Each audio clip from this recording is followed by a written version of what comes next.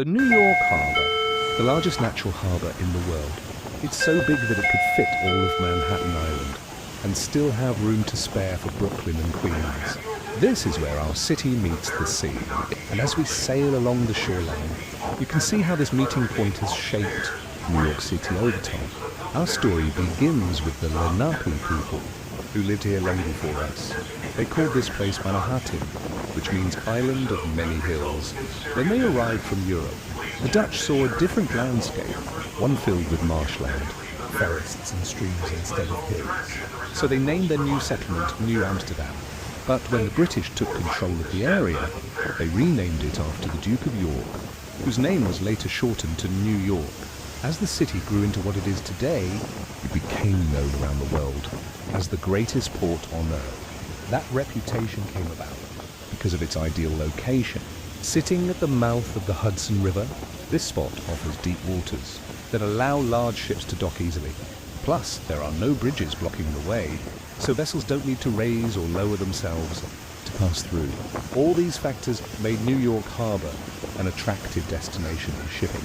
In fact, during the 19th century alone, over half of America's foreign trade happened right here. You might not know this, but until recently, most of New York City's residents were born outside of the US. Many first-generation Americans came through Ellis Island, just off the coast of Staten Island. From 1892 to 1954, Ellis Island served as an immigration inspection center for millions seeking a better life. Today, you can visit the National Museum of American History there and learn more about those who passed through on their journey toward citizenship. Another important landmark near Ellis Island is Liberty Island. There stands Lady Liberty herself, a gift from France commemorating freedom and democracy worldwide. She welcomes visitors from every corner of the globe into her home country. Speaking of which, did you notice something interesting? We just sailed past the Verrazano Narrows Bridge. Built in 1964, it connects Brooklyn to Staten Island while spanning across the narrow straits between them. Fun fact, it was once considered impossible due to engineering challenges until someone figured out how to build it anyway. Now let's talk about transportation. Since most major cities rely heavily on cars, trains for getting around, New York City does things differently. Here we use boats like ferries instead, because waterways make up nearly 40% of our public transit system. These ferries connect neighborhoods throughout the 5 boroughs with each other via ferry routes, like the one we're currently sailing on. While we enjoy this view together, let me tell you some fun facts about New York City that may surprise you. For starters, did you know that Central Park isn't actually located anywhere near Central Station?